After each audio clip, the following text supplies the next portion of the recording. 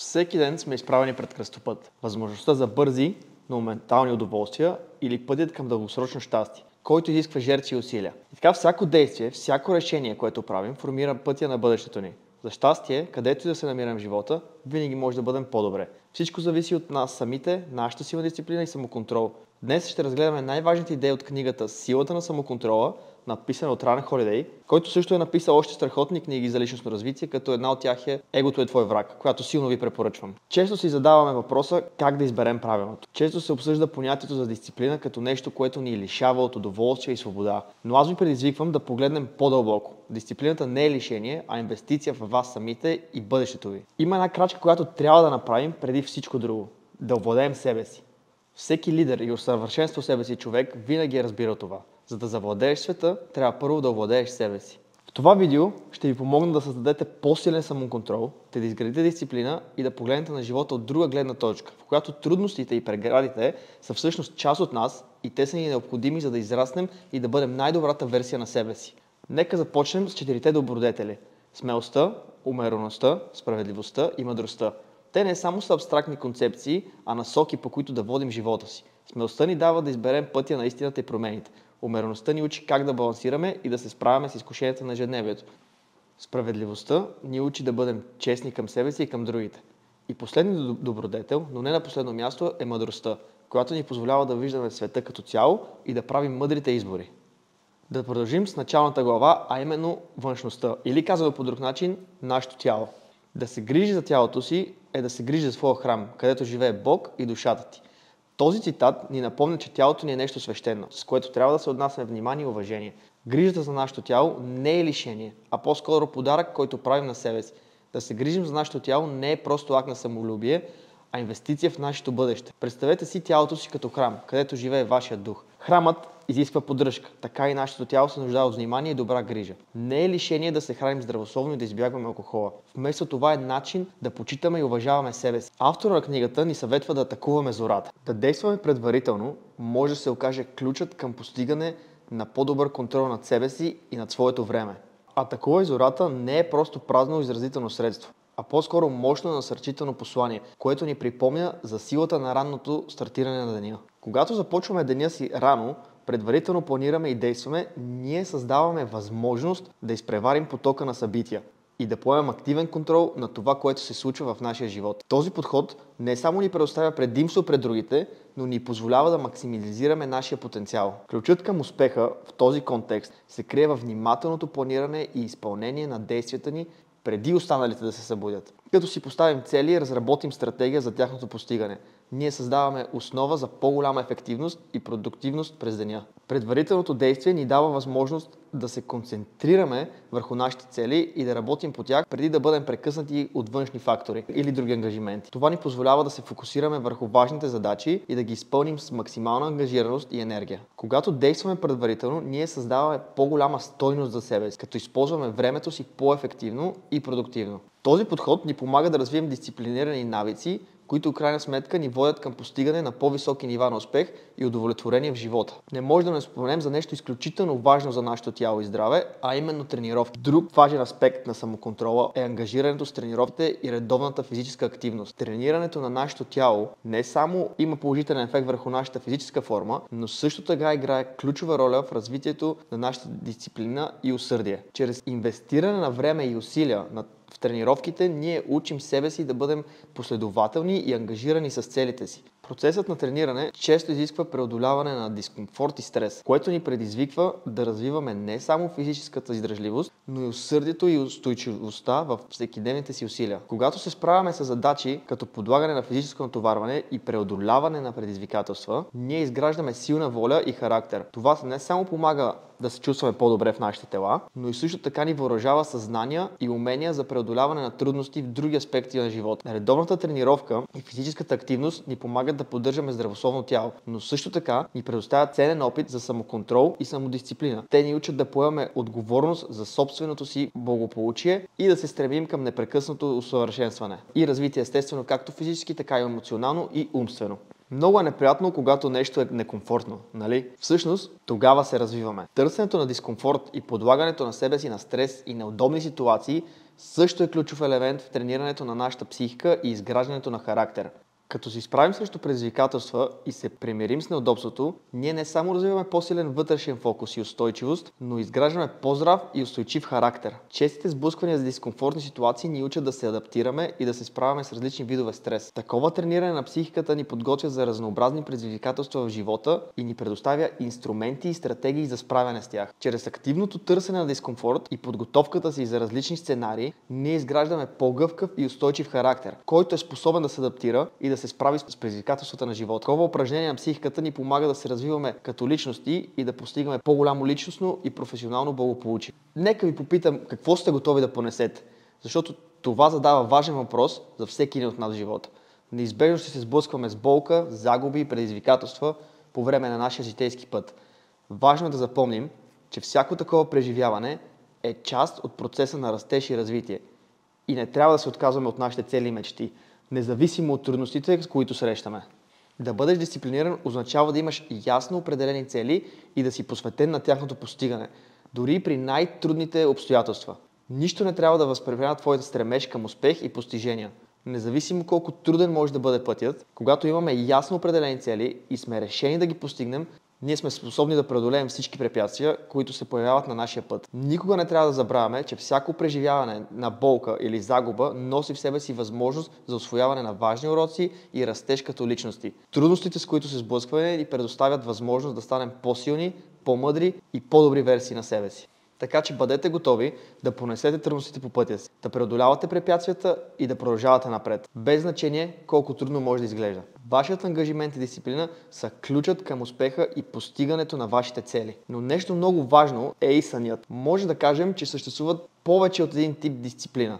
Например, има дисциплина на натоварването, която насочва как се отнасяме към нашата физическа активност и натоварване, както и дисциплина на съня, която ни наставлява как да се грижим за нашия сън и да му отделяме достатъчно време и внимание. Съчетавано на тези две дисциплини, те ни помагат да поддържаме баланса между активността си и възстановяването, което е от съществено значение за нашето общо благополучие. Това също се проявява на нашия характер и умение да контролираме себе си. Ако не може да управляваме собствените си нужди и емоции, е малко вероятно да може да управляваме и външни обстоятелства или да влияем на другите хора. Признаването на нашата почивка е толкова важна, колкото и признаването на нашата физическа активност. Трябва да разпознаем момента, когато е необходимо да се отпуснем и да се възстановим, за да може да продължим напред с пълна енергия и усърдие. Известното изречение "почивката ражда шампиона" не е просто клише за спортисти, а истински принцип, който се прилага във всеки аспект от живота. Сънят играе ключова роля в нашето благополучие, като ни помага да пречистим мозъка си от натрупаните стресови фактори и да възстановим физическите си сили. Отделеното време за почивка и сън не е просто лукс, а необходимост за нашето здраве. Греши онзи, който си въобразява, че може да води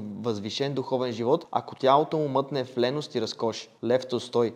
Цитатът ни напомня за важността между балансът на физическия и духовния живот. Неразделността между тялото и духа е ключът към хармонията и пълноценният ни растеж като хора. Дисциплината играе съществена роля в освобождаването ни от оковите на ленността и разкоша. Чрез постоянни усилия и ангажиране с дисциплинирани практики, ние се научаваме да контролираме нашите наклонности към удоволствията и комфорт и да поемем отговорност за нашите действия и решения. Изборът на трудния начин, въпреки че може да изглежда по-неизкушаващ, е от съществено значение за нашия духовен и личностен растеж. Преодоляването на предизвикателства и посветеността ни към постигане на нашите цели са тези, които ни преобразяват и ни правят по-силни и по-мъдри хора. Така че като се стремим към дисциплина, ние избираме пътя на умереността и самоконтрола, се освобождава нашия дух. И като стана въпрос за духа, е време да разгледаме и другата част на книгата, а именно вътрешното царство, темпераментът. Защото тялото е само един от инструментите на самодисциплината. Изключително важно е и какви сме отвътре. Много хора са дисциплинирани отвън, но не се грижат за себе си вътрешно, което обезмисля абсолютно всичко. Да започнем с едни от 5 най-важни принципа за нашия дух и как той да бъде правилно изграден. Бъди умерен и се въздържай. Умереността е ключът към хармоничен и здравословен начин на живот. Въздържанието от прекомерните наслади ни помага да се поддържаме баланса и да постигаме вътрешно усмирение. Не храни егото си безмислено. Егото може да бъде голямо препятствие за нашето духовно развитие. Важно е да не се подаваме на безполезна самозахвала и да насочваме вниманието си към по-висши цели и ценности. Помагай, изслушвай хората и не парадирай. Поделянето и помощта към другите ни прави по-добри хора. Важно е да бъдем открити и внимателни към нуждите и проблемите на другите, без да се превръщаме в парадиращи се за добрината. Не преяждай и бъди внимателен. Винаги анализирай всичко в стаята. Специфичният съвет за преяждането ни напомня за важността на самоконтрола и внимателното обмислене на нашите действия. Това включва и способността ни да анализираме ситуациите и да приемаме информацията с мъдрост и разбиране. Работи здраво, но не очней и не гледай в чиниката на другите. Важно е да работим усърдно за постигане на нашите цели, но също така трябва да не забравяме да отделяме време за себе си и за своите нужди. Разбира се, без да завиждаме на никого. Нека разгледаме и начина, по който авторът ни приканва да мислим. Начин, по който мислят хората с висока всъщност. Бавното мислене. Честото се случва да се присмиват на хора, които им отнема малко повече време да вземат някое важно решение. Мощно напомняне за важността на разумното и внимателно мислене преди да вземем решения. Бързите импулсивни решения могат да създадат сериозни поредици от последици и да доведат до неочаквано и нежелани резултати. Бавното мислене, от друга страна, е качество на високата всъщност и често е свързано с зрялост и мъдрост. То ни позволява да анализираме ситуацията по-дълбоко и да предвидим възможните последици, да вземем информация и да вземем отговорни решения. Всъщност ключът към успешно решаване на проблемите с изправянето с предизвикателства в живота е да имаме самоконтрол и дисциплина, за да се въздържаме от излишна спешност и да отделим време да обмислим всички възможности преди да действаме. Този подход ни помага да избегнем много от грешките и неприятностите, които могат да възникнат от необмислени и импулсивни решения. Той ни предоставя ясност и увереност в нашите действия, като ни позволява да постигнем по-добри и устойчиви резултати в дългосрочен план. Така че да гледаме на мисленето като на призив за мъдрост и самоконтрол. Изключително важно е да се съсредоточим над главната ни мисия. Винаги, когато казваме да на някого, ние казваме не на нещо друго. Това да реално ни отделя от нещо, на което сме казали не. Обмислите добре на кой казвате да и на кой не. Кой ви приближава и отделя от вашата главна цел. В живота има хиляди хора, които биха ви изгубили времето с удоволствие. Времето ни е ценно и за жалост не е безкрайно. Затова го използвайте правилно. Но за това ще говорим малко по-напред във видеото. Нека продължим с търпението, което всъщност е голяма част от нашия самоконтрол. Изчакването на плода да озрее е напомняне за важността и търпението, постоянството и за всичко необходимо за постигане на целите ни. Търпението е ключът към успеха и величието, защото често пътят към постигане на големите неща изисква време и усилия. Ако всичко в живота ни се случваше незабавно и без усилия, тогава нищо нямаше да има истинска стойност. И на всеки се е случвало да работи здраво или да тренира, но да не вижда резултати. Или поне си мисли, че не вижда. Да работиш здраво и да си дисциплиниран е много важно, но не трябва да ставаме перфекционисти, защото това може да ни погуби. Перфекционизмът ни лишава от удоволствието на работата и от крайния резултат, защото той никога не идва. Бъдете доволни от резултатите си, но никога задоволени. Вярвайте и се наслаждавайте на процеса към изграждането на дух и тяло. Човек никога не е доволен от напредъка си и същевременно винаги е доволен, защото напредва. Много хора са невидими в обществото. Голяма част от изтъкнатите обаче не полагат много усилия. Животът не е равен и всички не започваме с еднакъв старт. Затова трябва да се откоряваме с методичност и да се стараем постоянно да се усъвършенстваме. Това ни прави друга порода. Независимо на какво с ниво сме стигнали духовно, телом, ние сме част от природата, която постоянно се развива. И затова е наш дълг ние също постоянно да надграждаме себе си във всеки един аспект от живота ни. И усещате ли как всеки изминал ден, седмица, месец, година минават все по-бързо и по-бързо? Сякаш буквално времето лети. Затова е много важно да уважаваме времето си, защото е най-ценният ни ресурс, с който разполагам. Времето е като валута, която не можеш да върнеш, затова е важно да цениш всяка минута. Човекът с рутина и дисциплина винаги ще намери време за абсолютно всичко в живота. Този, който няма организация и дисциплина, никога няма достатъчно време. Много добър начин да пестиш време и енергия, като ставиш граници. Защото държава без граници не е държава. Както и човек без граници не е човек. Животът е пълен с хора, които ще те дърпат наляво, надясно, но ако те те отдалечават от твоите цели, те трябва да бъдат премахнати от твоя живот. Не се забърквайте в проблемите на другите, особено ако те не са част от вашата граница. Когато сте изморени или не ви се прави нещо, което трябва да се свърши, се запитайте: защо не давам най-доброто от себе си? Ако не го правите, пропилявате таланта, който ви е даден от Бог. Самодисциплината не е само наша съдба и наше задължение. Към околните, към нас, към целите ни, към идните поколения и към хората, които взимат пример от нас. Защото има много хора, които не го коментират, но всъщност те ни наблюдават и взимат пример от нас. Дали ще вземат добър или лош пример, това зависи само от самите нас. Но нека разгледаме и какво се случва отвъд темперамента. Балансът. Човекът, който се състезава не само с тялото си, но и с главата си, рядко свършва втори.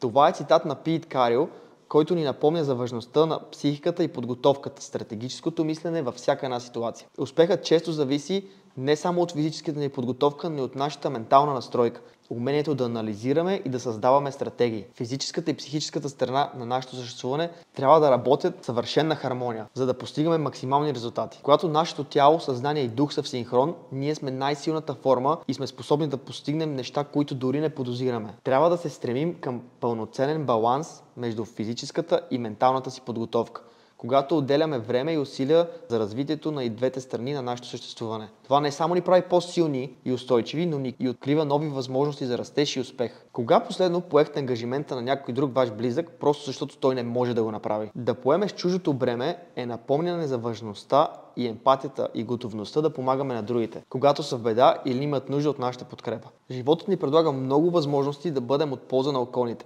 и е важно да се отзовем на тези възможности, без да очакваме възнаграждение. Има и вселенски закони като кармата, които ще ни върнат всичко, което сме дали. Има и ще дойде време за всичко, без да го изискваме от хората, на които помагаме. Важно е да бъдем приятели на себе си, но не и да се размекваме. Точка, в която лично аз доста припознах себе. Защото аз съм човек, който натиска приятелите си за постоянно развитие, дали ще тренировки, работа. Тук Run Holiday ни учи, че както се държим с приятелите ни и ни пука те да вървят нагоре, трябва да се държим и със себе си, да ни е грижа за нас. Да бъдем приятели на себе си. Да потикваме, както потикваме приятелите си да правят добро, така да потикваме и нас самите. Никога да не говорим лошо за нас, както не говорим лошо и за тях.